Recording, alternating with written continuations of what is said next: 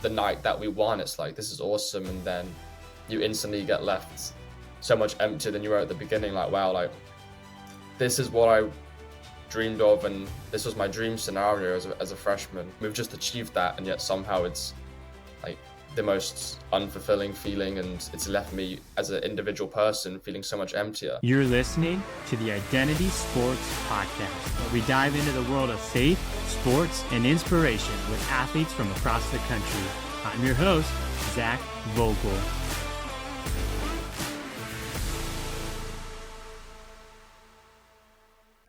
Hey guys, this episode is brought to you by our friends at Good Lion Golf, a brand that is built on the foundation of good is greater than safe. We believe the best moments in life come not from playing it safe, but from stepping out with boldness. Hope you enjoyed the episode and check out Good Lion Golf at goodliongolf.com. Hey guys, welcome back to another episode of the Identity Sports Podcast. I'm your host, Zach Vogel. We got a special guest with you today, Toby Bishop from Lipscomb University. Toby, it's a pleasure to have you today. Thank you so much for having me on. Yeah, so we've heard a lot about your amateur career. I mean, you spent time in England, moved to Dubai, kind of started that love of golf. Tell us a little bit of just kind of that transition for you, moving to Dubai. Yeah, well, I was born in England, lived there until I was about 6 years old. Started playing briefly towards the end of my stint there, but really picked up the game when I moved to Dubai. We moved there for family reasons. My family is big family orientated group, and my grandparents had been up there for a while. Took up the game, started taking lessons, really got into it, and my kind of golf game took off from there. Awesome. Yeah, so what was it that kind of like, were you living by a golf course? What kind of just sparked golf specifically for you? Well, my granddad was in the golfing industry, so I'm assuming he's the one that got my dad into it. But my dad played to a pretty competitive amateur level, never pro or anything, but he would go down to the range, enjoyed playing a lot. So I remember going down to the range with him to start playing, and yeah, kind of just spiked my interest and realized that I was not too bad at the game. So with a few refinements from some lessons and some time practicing with him, we turned into the player we are today. Yeah. Did you have any like special favorite golfers that you feel like you kind of have mirrored your game over or that you really enjoyed watching growing up? Yeah, when I was younger, it was a bit of a running joke that I was the mini Ricky. I would always wear orange, like bright highlighter orange, in every final round for Ricky Fowler. So I always had all the Puma gear, all the Cobra gear. I remember when I was doing club fittings as a kid, like the professionals would be telling me like, hey, like this is the right club for you, and I'm like, no, like Ricky Fowler's using this driver, like I need to use this driver. So I was a big Ricky Fowler fan. I'm pretty sure I even made it onto his Twitter. He reposted. I had lessons at the Claude Harmon Academy, which was the Butch Harmon Academy, when Ricky Fowler was kind of in contact with them, and they put a post up saying like mini Ricky, and it was a comparison of our outfits, and I think he reposted it. So that was a funny moment for me. Did you even have the hair too? Unfortunately, I didn't have the hair. No, I wasn't Okay. quite gifted with that. But yeah, I remember like my entire game was shaped around him. I loved the player he was on the course, and then the vibe that he gave off the course. Especially when he was doing some of the stuff with Red Bull and those cool YouTube videos they had released. I just thought he was a cool guy to base my game off. Yeah, Ricky's phenomenal. And man, if you're wearing all orange, you better have some good golf game around with it too. You're gonna stick out like a sore thumb. But no, that's great. And unfortunately, he's had some rough years, but his game seems to be trending lately in the right direction. Yeah, yeah. I mean, he was definitely kind of peaking around that time that I was modeling my game on him, but he's sort of finding his way again now and seems to be on the right path. Yeah, golf can definitely be that up and down trajectory. I mean, even Max Homa's kind of gone through maybe not as long as about as Ricky, but I mean, Max had some good rounds this past week in the PGA Championship. So there's definitely something to be said about that, but sticking with it. And so you're finding your love for golf in Dubai. You're just deciding that, hey, this is something that I really kind of want to do with my life. You start to think, okay, hey, I want to go to America and play college golf. Tell us a little bit about that journey for you. Yeah, I would say one of the few kids at that time in sort of the European origin that decided early on that I wanted to go to college golf or come to America to play college golf. I feel like it's a little more common for Europeans to turn pro after high school. So, but both my parents are school teachers. They valued a degree a lot as well. And I just thought the experience would be super cool for me to develop my game and see it as kind of the bridge between amateur golf and professional golf. I mean, you see now all these top players in college are just ready out the gates to compete on tour. So Hmm. I've always wanted to use that opportunity. So yeah, I mean, I worked with a recruiting agent. He had a link to my academy in Dubai. Started working with him, I think like 4 years before I was meant to come as a freshman to America. Spoke to a bunch of colleges. Probably there's not many colleges out there that I didn't send an email to or speak to at the beginning. And then thankfully come the time when the NCAA changed the rules about when incoming freshmen could or recruits could speak to college coaches. I think it's like June 15th is that date. Um, I just caught a real hot wave and was playing the best golf of my life. Just timed it perfectly for my recruiting. So it kind of opened a lot of doors for me as a incoming freshman of schools that I could speak to, and ultimately decided on the University of Florida. Yeah, and who doesn't want to sign the incoming mini Ricky Fowler? So I'm sure you led the way that, but no, it sounds like yeah, you caught fire right at the right time. University of Florida, one of the best college golf teams in America the last few years. So really, you kind of found onto a good one. What was kind of your faith process in that recruiting search? Was that important to you to go to some kind of Christian community that you felt, or Yeah, I would say my faith journey started once I'd arrived at college. I kind of had heard the term Christian being used to describe my family, but it didn't have necessarily a meaning or an impact in my life growing up through high school living in Dubai. Um, Dubai is such a multicultural country that even though like the national religion there is Islam and Muslims, but there's not really like a main faith. It's just people from all over the country of all different faiths. So I didn't really have a strong connection to my faith growing up there.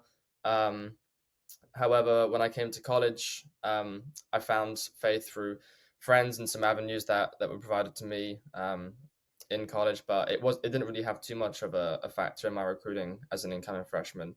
However, when I eventually, as I'm sure we'll talk about later, entered the transfer portal, it was definitely a big considering factor of the school that I was choosing next. yeah, yeah, definitely. It's so interesting. I mean, I don't talk to many people from Dubai, so just to hear like what the faith or what it was like in Dubai being a Christian is super interesting. But so you're at Florida, but the reason you're going there is you're trying to get to the best program possible because ultimately you want to get to the PGA Tour. You want that you want that upward trajectory. So you're with Florida. You get was it a full ride or one of the highest scholarships ever that they given to a Yeah, freshman? yeah. So I mean, I would definitely say my identity in high school was sort of purely based around golf. So to me, those factors when I was deciding where I want to go is which is the highest ranked team, like the best team, they've got the best players, the best chance of winning a national championship, just purely like result orientated and quality of golf orientated. Um, yeah, I can't like remember the exact stat, but I remember my coach saying it was something like the like second incoming freshman that he'd brought on a full scholarship. So like not many guys had arrived on a full scholarship, so I definitely carried that weight coming in with me. But yeah, it was definitely most of my decision making was just how good are they at golf and who's going to win me a national championship. Yeah, and I mean, for a coach to say that, like, "Hey, you're the second incoming freshman to get that level of a scholarship," what did that do to you mentally? Like, was that a lot of pressure put on you? How did you handle that? Yeah, I think once I'd received the scholarship, as I was still in high school, I kind of didn't feel too much pressure because I felt that I'd put in a crazy amount of work and I'd sacrificed a lot and I'd played really good golf. So it felt like I'd been rewarded like fairly for the work and the golf I'd been playing. However, once I arrived, I definitely had a very different outlook on that, and it definitely switched to more pressure and felt like I was carrying a weight or a burden that I had to prove rather than being the freshman with nothing to lose and just kind of playing freely. I definitely came in feeling like I somehow already had all these expectations and I had to achieve certain levels that my teammates didn't have to achieve purely because of the scholarship weight that I was on there.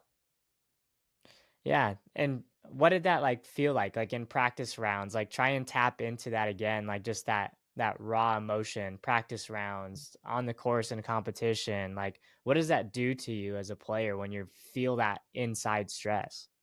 Yeah, I would say when I was playing in high school, so obviously I'm not on a scholarship there, and I was playing with such a freedom of just I'm on the golf course, I'm just playing for me. You get in your groove, kind of.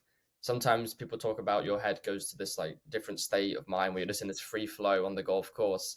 Definitely looking back at my 2 years in Florida, I can't really think many rounds, if any rounds, that I found that free flow state. It's definitely on the course feeling like, okay, I have to win. I'm when I'm thinking about my score, I'm like, okay, I have to shoot this score to impress my coach, or I need to achieve this level, or I need to qualify in this position. I felt like everything was like a mandatory.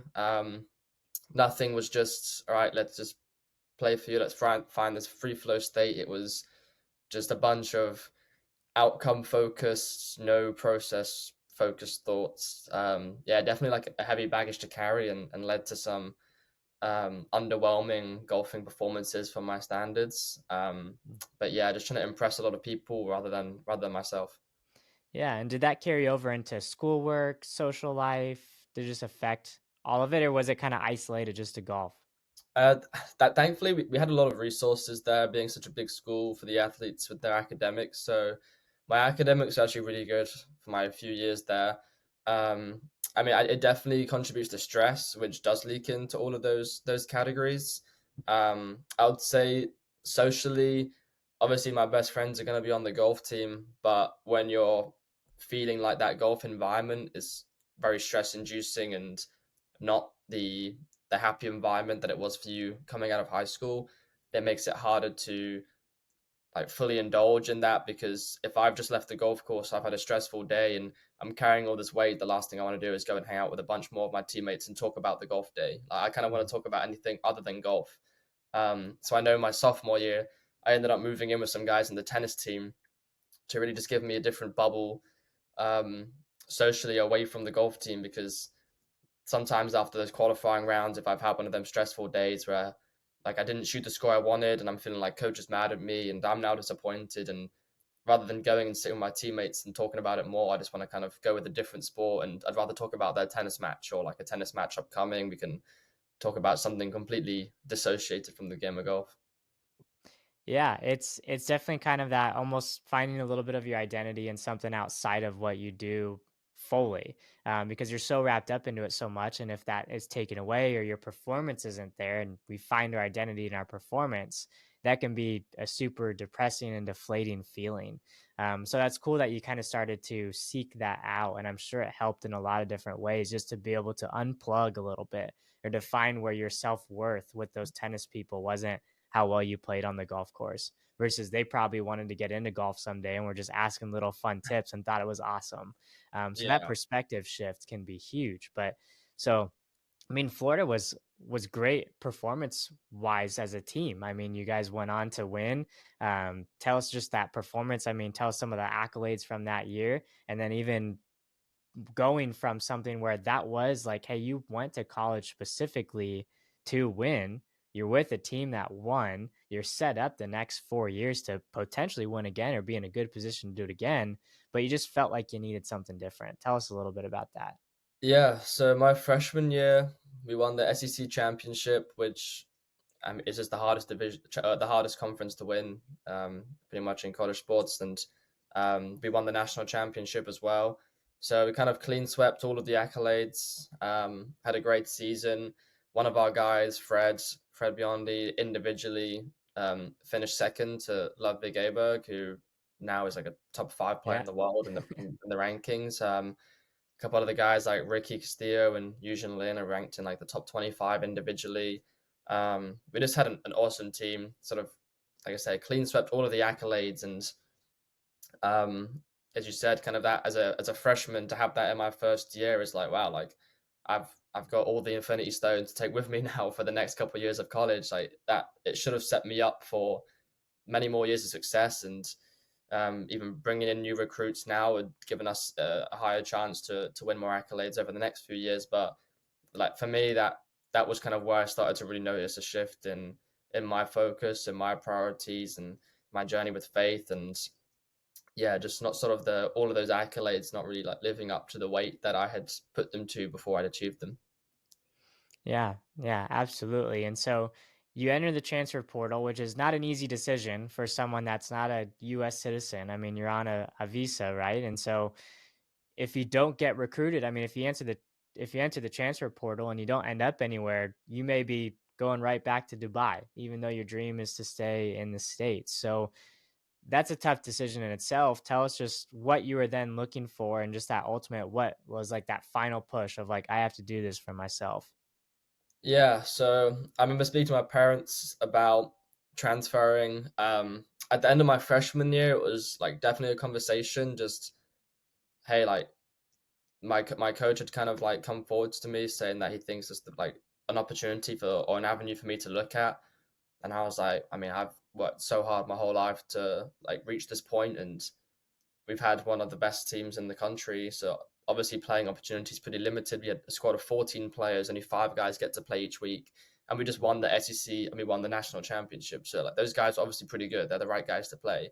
So I've not come all this way and worked this hard to then just sort of jump ship after that first year. So I committed for my that sophomore year to just kind of grind through it and try and sort of find my pace again and find my game. But with some similar concepts coming through in that sophomore year, I decided, okay, like it's less of a golfing decision after that sophomore year, and it was more about a decision for me personally and my own sort of mental space and my own personal development. As you mentioned, for me, kind of being out of such a big school on a full scholarship, for my parents at the beginning, they were a little bit hesitant. They were like, I mean, you have everything. It's a full scholarship at a college that gives you an opportunity to get better at the game and access that pro golf. And if I enter the transfer portal, you can't really gauge interest from other schools before you enter the portal. You kind of aren't allowed to speak to the coaches, so you have to just enter the portal and then hope that you get interest from a school that you want to go to. So that was kind of the risk for us is if you enter the transfer portal, such an unknown and not like no schools come forward that I think are going to give me an access to pro golf, then let alone those schools don't have enough scholarship to meet my family's financial demands, then I have no option. But my visa here is dependent on the fact that I'm in college studying and playing golf, so I'd have to go back home. So that was definitely kind of that conversation with my parents was a little bit of a scary one, kind of wow, like I do have to accept the weight of this decision and what I'm committing to, but it's still after like considering the downside, like there was still no risk for me. I mean, it was definitely a decision that I knew for my own myself, my faith, my like mental space. Like it's a decision that I had to make. So once they sort of understood that and they knew that it wasn't a purely golfing decision anymore, and this was now about me as a person, they were fully on board with me transferring. And thankfully, when I entered the portal, we were overwhelmed with the opportunities that I had, and it worked out for the best in the end. Yeah, luckily coming from Florida, I'm sure there was just anytime someone sees a Florida player enter the transfer portal, there's that immediate gauge. But yeah, it seemed like you basically had, hey, you're coming to America and you had like almost everything that you drew out besides maybe starting and the personal accolades, but you were in the right environment. You guys were winning, you were doing what you wanted to, but there was still that sense of like, this isn't fulfilling me. And so that search just continued keeping you. I mean, you mentioned earlier, like, you had your family had the label of Christian, but that never really was real for you quite yet. And so you're still searching, you're looking for that. You thought it was Florida. It turns out it's not Florida. You enter. So then you start getting recruited by this school, Lipscomb University. And so you start feeling like, hey, this could be that home for you. But then Notre Dame comes out of nowhere and says, here's a flashy NIL deal. Tell us just a little bit Notre Dame's deal and then where you ended up now. Yeah, so I remember sort of my mid like end of the freshman year, kind of realizing that hey, like this is like we have a pretty good chance of winning all of these accolades that to me are like the answer to fulfillment. We had a couple of visits from this company called CGF, College Golf Fellowship. Um, I mean, that was really the start of my faith journey. Started to sort of get a few of those connect a few of the dots between this term Christian around my family that had no meaning to me, and then getting the answers and being able to ask questions through him that's kind of connected those in my head, and just was generally really curious about the topic that end of the freshman year. And um, obviously we ended up winning all those championships, and to me that was meant to be this firework moment where like wow, like this is like the best feeling ever, so fulfilling. And obviously for the night that we won, it's like this is awesome, and then you instantly get left so much emptier than you were at the beginning. Like wow, like this is what I dreamed of, and this was my dream scenario as a freshman or as an incoming freshman, and we've just achieved that, and yet somehow it's like the most unfulfilling feeling, and it's left me as an individual person feeling so much emptier. So that in that sophomore year, I really started to um, take my faith a lot more serious, dive deeper into that, and that was something that I was actively pursuing. I made a lot of great steps towards it, but definitely there's a couple of areas of my life that I like couldn't fully let go of. So I remember when I decided to enter the transfer portal, I was like, hey, I remember there was this coach that spoke to me in my initial recruiting who was from a private Christian college called Lipscomb, an awesome guy. Just never, no one had made me feel so sort of human, person orientated, even openly spoke about faith during recruiting. It's a very rare thing to find here when you're speaking to coaches, for a coach to like take the time to speak about faith rather than speaking about how good their practice facilities are and like how good this player they have is. It's kind of just normally all about accolades, but I remember like this coach really took the time to speak about faith and the people and the team. um, so I knew that Lipscomb was where I wanted to go before I even entered the transfer portal. Mm. And then obviously I entered the transfer portal and not really expecting to have many options. If anything, just praying that Lipscomb would even come forwards to show interest in me.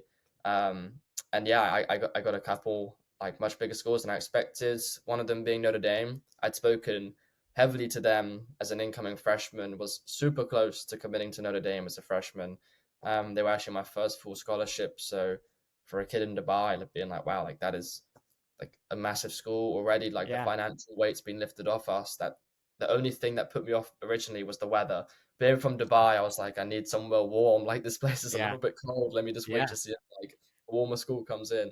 Um, so I remember speaking to him. One of my buddies, who spent 6 months in Dubai with my coach at my academy, he was had just finished his first year there. So I already had friends there. And then I kind of my brain, instead of thinking about this sort of checklist that I'd made of why I'm transferring, instead of sort of following that list, I kind of had switched back to seeing these like flashy lights and like wow, like massive school, massive opportunity, like Yeah. huge sports program. I'm gonna have like an awesome time there. I've got like this good buddy of mine there, and um, yeah, I mean, obviously I was transfers are pretty late, so you have to kind of deal with the finances they have, and um, so as someone that was looking for a full scholarship in the transfer portal, like at the time, like Notre Dame didn't have the full scholarship available, but they have the number one like NIL fund in the country, and they were like, hey, like don't worry, like we can sort you out with like NIL deals, and like you financially, like it won't be a burden for me to go there.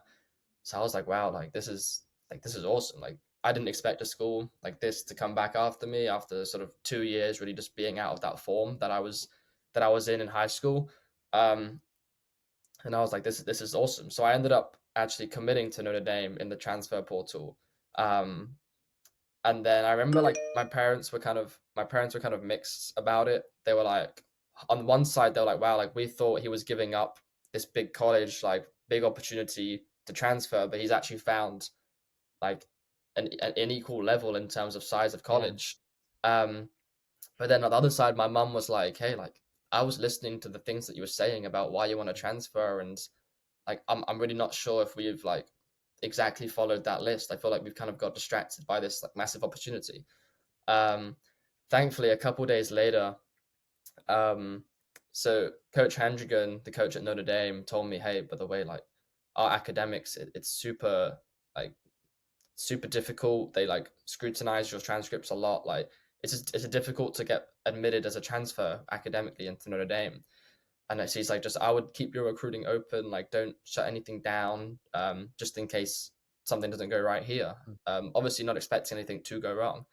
Yeah. I actually pretty much stopped speaking to every coach besides from Lipscomb. And I had an official visit planned with Lipscomb the following week, Hmm. that was the only one that I kept. So my sister had a flight booked. She was flying in from England to meet me at Notre Dame, just to like get everything like signed and completed to take my visit.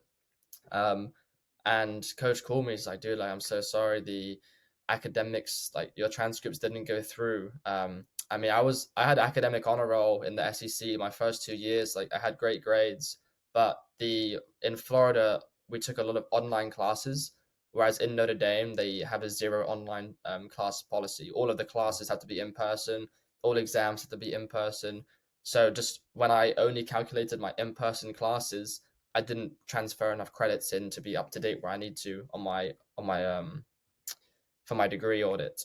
So that was kind of a moment of like, okay, like this should be like a big disappointment. And I imagine if I had that my freshman year, it probably would have drained me. But part Yeah. of me was like, okay, like that's like disappointing, but I really do feel like I'm kind of being redirected to what I initially thought was the reason that I'm transferring. So I actually moved my visit with Lipscomb a week earlier to like basically the next couple of days.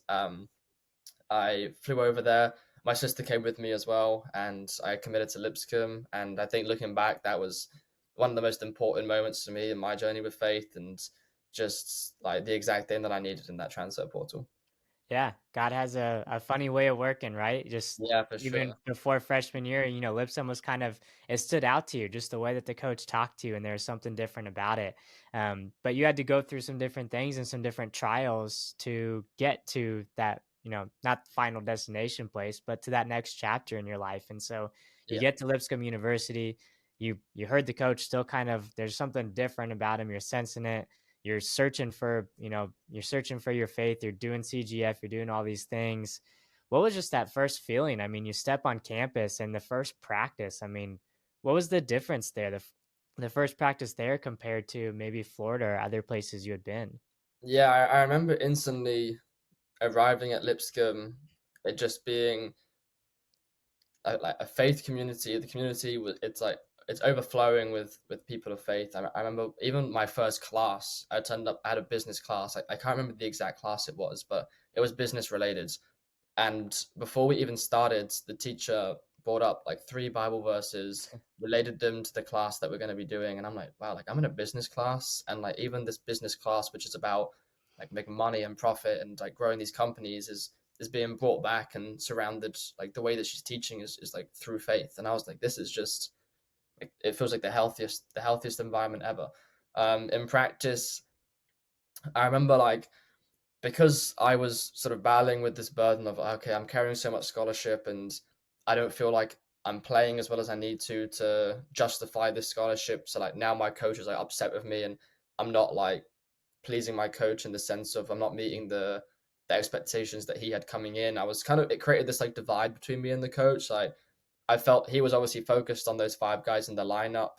And I felt almost like unworthy of the scholarship that I've been given, and I felt that he sort of like wasn't pleased with me, so I sort of was sensing this like anger towards me, which then created like we didn't really work together too much during my time there. Whereas instantly when I came to Lipscomb, we're at practice, and I think the first day I worked like a couple hours of coach, like during a team practice, just like one on one, and I'm like, wow, like this coach is pouring so much time into me, and like he doesn't care about what I shoot on the course, and he doesn't care about how I'm gonna play in this first qualifier. Like he was speaking to me a lot, like, hey, like obviously we've just got this incoming transfer from the team that just won the national championship, the SEC, like a kid from Florida and Dubai. Like obviously that could create some of those same things I struggled with my freshman year of having to kind of prove myself as this big Mm. school transfer. But coach is like, no, it's the complete opposite. Like I just want you to go out there and this we had a 10 round qualifier to start the year, and he just did everything possible to remove the pressure, to remove any weight that I'd be carrying. Like he just worked with me for like I would say we worked like hours and hours, like each day in practice, just feeling like he was just pouring directly into me. And I was like, this is just such a change from what I had in Florida. This the way that he makes me feel, and I know that I remember like we had one qualifying trip where one of our guys did a devotional to us before we started qualifying the next day, and all of a sudden, like I'm trying to, when we wake up tomorrow, there's nothing I want more than to beat every single one of these guys on the course. Like we're teammates, but we're competing against each other for these spots. But all of a sudden, he'd created such a team environment where I'm like, these guys are like my brothers. Like they're no longer my teammates. We're like a family in here. Like it was just the whole environment. He runs it perfectly. Like, this creates such a bond between us of like we'll call each other our brothers. Like just so together as a team, but yet he still finds ways to keep that competitive edge up where we're on the course and like there's nothing out more than to beat every single one of those guys, but it's done in such a healthy and controlled way. Yeah, you're pushing each other to be better, and so you're pushing that guy, and so he's gonna play better, and you're gonna be playing better, all with that same mindset. But I love just the parallels. I mean, at Florida, it was almost like, hey, here's the pressure of I just gave you more money, the second freshman ever to get a full ride, putting that pressure on you to try and motivate you to compete. But what sometimes these athletes need in yourself is someone to basically come alongside you and say, I'm instead of putting added pressure on you, I'm going to remove the pressure and remove those burdens so you can play in freedom. And that's really what I feel like Christ does in our lives is he comes in and tries to, I mean, we're not going to have an easy cakewalk of life, but he tries to remove some of those things, those barriers that will oftentimes we place on ourselves, the pressure, the expectation, and says, hey, you know, there's nothing you can do to earn the love, right? That's why he sent his son to die on the cross. He was that bridge to connect us to the Father and to remove all of that guilt and shame and those things, and so we can live in unity with him. And so tell us, just you're now living that out on the golf course. I mean, it's probably a night and day difference. Your family's probably like, man, you found this spot. I mean, you had mentioned like, hey, going to Florida, you just felt like you were away from home. I mean, you were hours away from Dubai. Did you feel that at Lipscomb? Did it feel almost like it was a home away from home?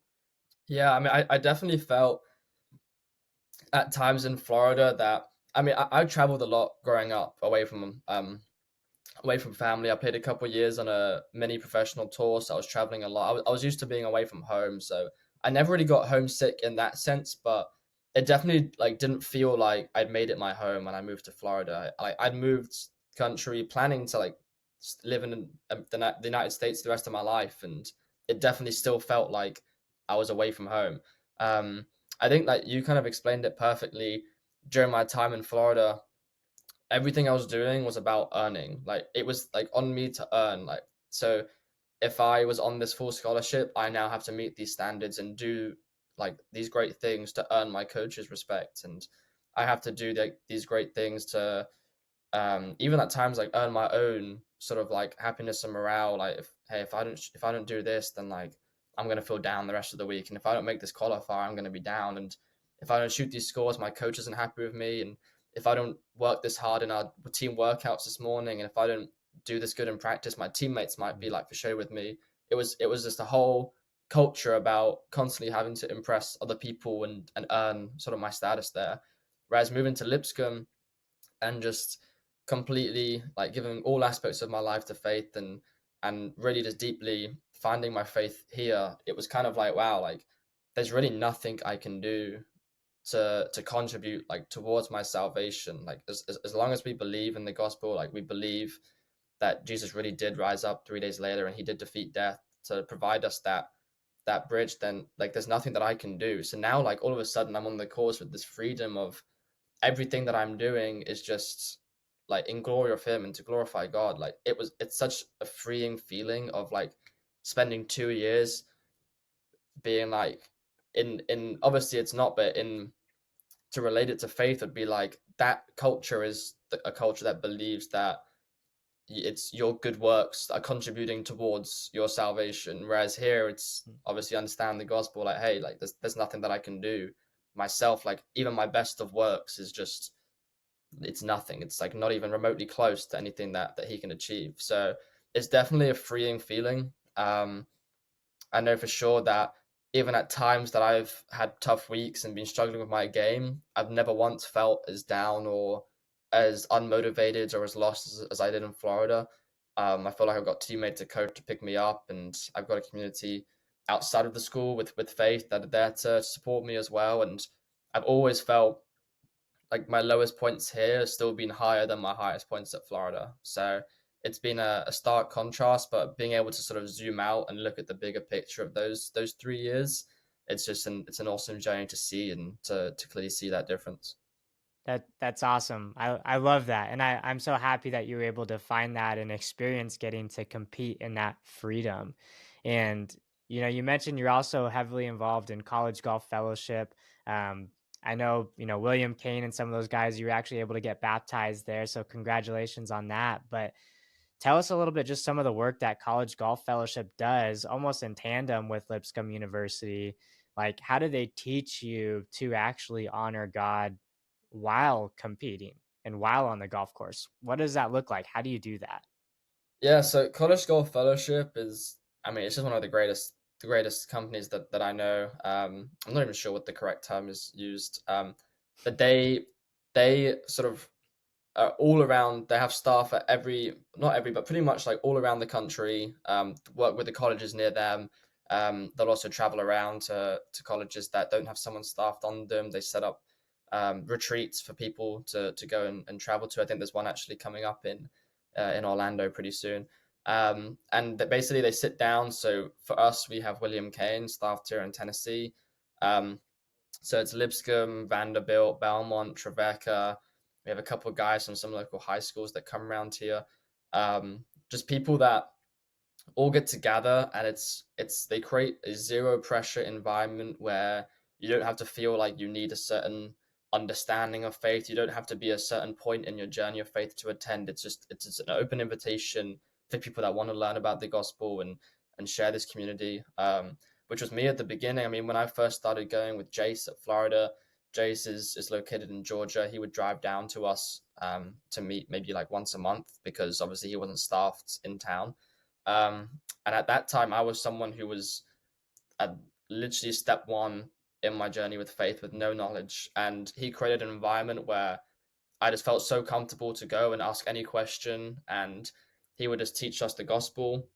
Now, obviously, in Tennessee, we do it on a weekly basis. So we get to follow a little more of a planned sort of journey. And we go, I know we did a series on dating, like how to date as Christian man, sort of what we're looking for in Christian women, how to go about dating. They kind of hop about different topics that are all sort of centered around like scripture and the gospel, but also they relate it so independently to our lives. Like they'll speak to us on a constant basis, like, hey, like, what are you guys struggling with right now? For example, a lot of us coming up to postseason, we're talking about common themes of a lot of us are struggling on the course, sort of. I know I spoke as an example of I felt like my faith was super firmly founded off the course, but then sometimes when I get on the course, it's easy to like fall back into old habits and Mm. I get super frustrated on the course. And I feel like if I just had used this sort of faith that I have in every aspect of my life besides from golf, and I brought that sort of sometimes I just lose the sight of that like mental freedom that it provides me on the golf course. I almost feel like I get under the impact of that. I can like my good works on the golf course for some reason I thought were like actually sort of better than my works off the course. Um, so I know that they actually did a series on identity for us, and we got to talk about like the true champion identity, which was actually stemmed from Christ rather than stemming from like our own works and our own performances. I mean, it's just awesome. It's hard. I think I would need like a 10-hour speech to truly just talk about like the impact that they've had. Obviously, they provided the avenue for me and a couple of my teammates to get baptized, but thankfully we have PJ Tour player Ben Crane. He opens his house to us, so obviously as college golfers, that's just an incredible opportunity that not only are we getting to meet with a PJ Tour player, and I mean he's well on tour to get his experiences in life in general, but the fact that he is such a strengthened Christian and such a godly man that he pours into us so much of like scripture and the Bible, and we're getting like two birds with one stone there. Like we're getting this awesome access to someone with so much wisdom in our expertise, but then we're also doing it in a Bible studied environment where we're getting to meet with people of like-minded Christians and talk about the gospel. Like no question is like a question you can't bring up there. It's just an awesome environment for us to grow our faith. And I've seen so many guys across my sort of 2.5 years now of attending CGF come to faith that are from backgrounds and places across the world that you would feel are so like difficult to reach if CGF wasn't a thing. The gospel is transforming, and when people truly live it out, you can change cultures. And it's so cool to see Ben Crane and some of those guys that have exposure and are on the PGA Tour and different avenues. Like, those are the guys, especially as college golfers, that you guys are aspiring to be. And so when you get in the same room with those guys and you realize, like, hey, they're normal people too. Like, they don't live their life much different than I do, or the way they carry themselves, go about things. And then to hear them just share that, hey, golf is cool and all, but it's not the important thing, most important thing in my life. As a college golfer, you're like, my whole identity is golf. All these career, like, I just moved however many hours, days of travel basically from Dubai to here to pursue golf. And you're here saying that, like, hey, golf isn't everything to me. And then they, it gives them that platform for you guys to be able to share Jesus and that light. And so I just love hearing stories like that. And so now, kind of looking back, and even in your faith walk now, is there like a verse that you feel like has kind of been like a life verse or a theme as you look back and on where you're at?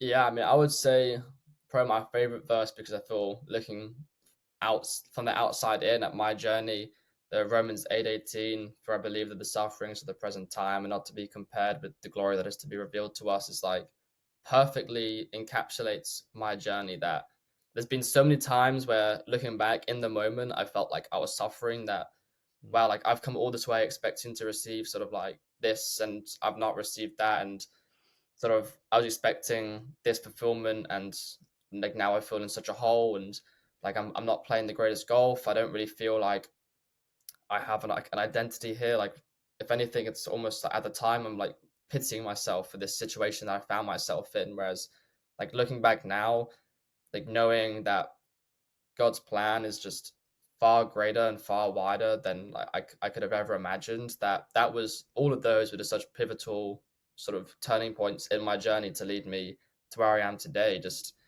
the opportunity just to sort of stay patient, stay steadfast in what I'm doing, and trusting that in the bigger picture, like this is all happening for the right outcome, and sort of trusting that and walking strong on my faith with everything that comes. I think a lot of the times I try and ask myself a question of sort of how is this an opportunity for me and to glorify God and how is this a blessing? So I think when I ask myself those two questions, it really helps me to sort of stay in touch with the bigger picture and not sort of look at the present time as a suffering, but more so thinking ahead of like the glory that's going to be revealed to me through this. I just think it's an awesome verse that keeps me grounded and keeps me motivated.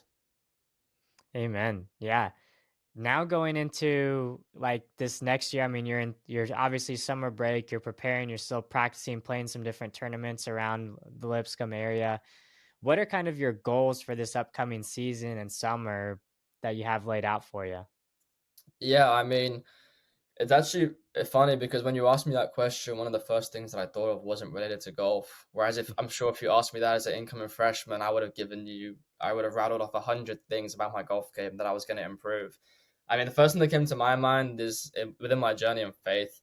I feel like the next step for me is I've been poured so much into and sort of trying to give back and pour into other people. So trying to get into volunteering my time within youth ministry and I know there's a great company that I got put in touch with through Ben Crane called K Life, and they help to sort of with younger kids. I think it's 6th to 10th or 6th to I'm not sure actually how the grade system in America high school works, but whatever like the top grade system is, spending some time with them in some smaller groups and just getting some discipleship work, sort of pouring into them. Like that's just really where I feel like my next calling is something that I'm super excited to volunteer more of my time to help others, like people poured into me, sort of over the last few years. So that's something that I'm really excited for.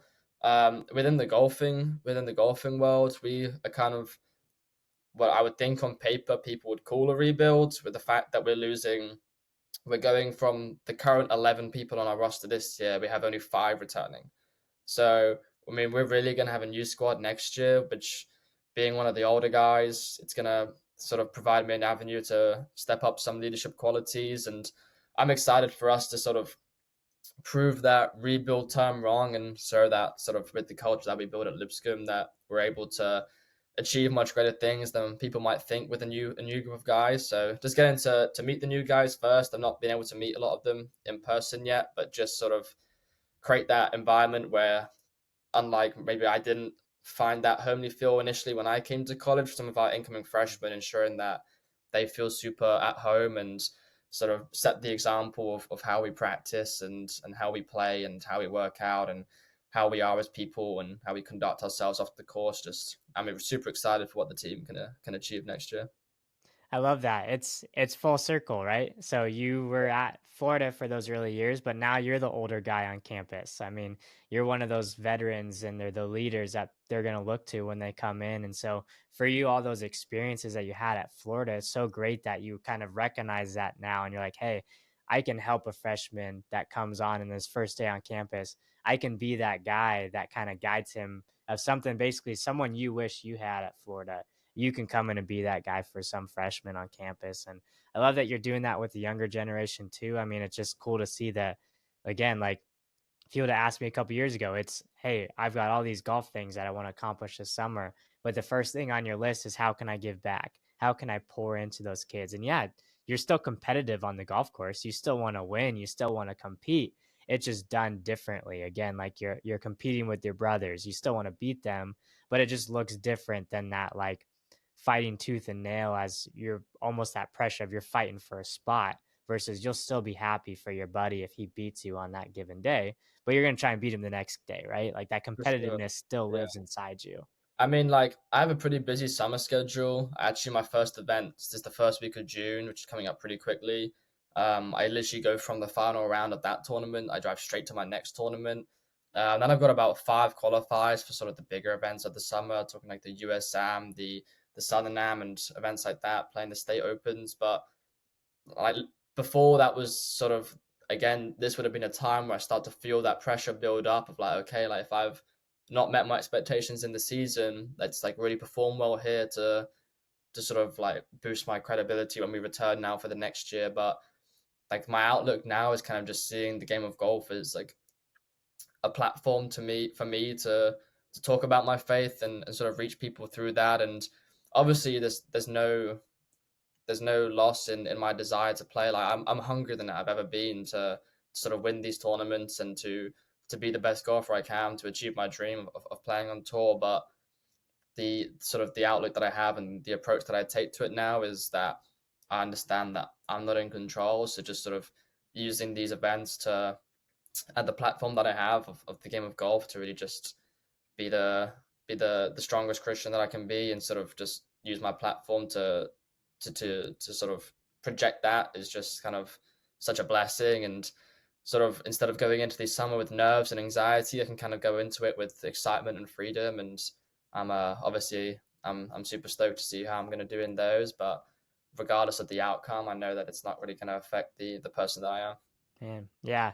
And kind of the last question I got for you today, Toby, in if you could go back to your recruiting journey or you could speak to a kid in your same shoes that's looking for the same things you were, what is one piece of advice you would give to that kid as he enters that recruiting step in his life? Yeah, it's a super difficult question to answer. I'm sure there's a bunch of different kids out there that have um, a different checklist than I had coming in as a freshman. I would just say that sometimes bigger isn't always better, especially in the college golf scene. Sometimes it's easy to go to a team that either has a massive group of people or a school that is massive in its sheer size and funding, and it's easy to go in there and get lost and kind of lose who you are and drown in that. I mean, I know in golf only 5 guys get to play. If you're an incoming freshman on a team that's got like 14, 15 players, then it's pretty easy sometimes to lose that self identity, which links into my second point of just really sort of laying out like what is my identity, like where is that drawn from, and just sticking true to that. There's plenty of coaches out there that are super nurturing to the topic of faith, and there's some super, if that's what your identity is, like for me right now, I know that like the number one thing when I talk about Coach Brewer as well. Like this guy is an awesome golf coach, but like wow, he really nurtures his players to be this true Christian man when they leave this college. Like just sort of working out what is your identity and sticking true to that, because there's so many opportunities in college that you can't even comprehend. I mean, college sports is just massive, and sometimes it's easy to get dragged down these different paths that people may tell you are going to lead you to like greater success. And in reality, it's just like there's no way, there's no one recipe to make it as a pro golfer. So just stick to what your identity is. And I think if you look back at your 4 years in college and you say, wow, like I stayed super true to the person that I am, and like I honored myself and everything that I did, you're going to have no regrets. Whereas the only regrets that you could have at times that you deviated from that, and looking back, those will be things that you'll probably wish that you could have changed. That's great. Yeah. So as you're going into these qualifiers and these different summer tournaments and even into your next year at Lipscomb, what's a way as us as like an organization and listeners to this podcast, how can we pray and encourage you as you continue this journey? Yeah, I mean, I know that this year, I'm not sure if you already have or you are meeting with Cooper Hayes, but Cooper Hayes has just been you can't measure the impact he's had on the team. And that's, I mean, he hasn't got to play as much as maybe he would have liked to play in the team when he arrived at Lipscomb, but his impact is far greater than any score that he could ever shoot on the course. Just what he pours into us and the resource that he is in terms of offering his time and his advice to us to just grow in our faith. I know that, as I said, we're losing a bunch of older guys, so kind of just praying for me in the sense of being able to find the words to say, and as you said at the start of the podcast, I'd not speak my words, but speak God's words into these kids, and sort of be able to share the gospel through the team, and just be that resource for them, just strengthen me and displaying and projecting my faith so that they could use that as an example. Because I know when I was arriving as a freshman, it's just I was given the avenue into faith through seeing examples of some guys on my team and seeing the organization of CGF. So and then also just strengthening my incoming freshmen and the rest of my teammates to continue their walk and not be off put by maybe some hard moments, or like I said, just staying patient and staying steadfast in their faith, knowing that there's the glory that's going to be revealed to us is far greater than maybe the suffering of this time. So just I think that key word of patience, just giving us patience and giving us strength in our faith, would be an awesome prayer for the Lipscomb golf team next year. And if that happens to come with some championship rings, then that is awesome. And if not, we're gonna be just as happy. Absolutely. Well, Toby, it's been a pleasure having you today. It's been such a blast hearing all the things that God is doing in your life and will continue to do. If you don't mind, let me go ahead and pray for us as we close this out today. For sure. Dear Heavenly Father, thank you for this day. Thank you just for the chance to hear what you're doing in Toby's life, God. I pray that just as he's going into these tournaments and that as he enters into his next season at Lipscomb, God, that you will just continue to guide him and grow him and the other returners as well, that you'll just prepare their hearts with just the things that, some of these incoming freshmen and these new guys to the program are going to need to hear, and that you can just help mold that into them and learn and grow, that when they arrive on campus, God, that you will just speak through them, that these kids will be encouraged by just seeing where Toby and these guys are at, God, and that they will just be great examples for these kids, just to continue that legacy on for you. But just to continue to build that culture at Lipscomb where sport is just done differently. It's done the way that you intended it to be, where it's a way to uplift these people and lead others to Christ, whether it be competitors, people at the school, God.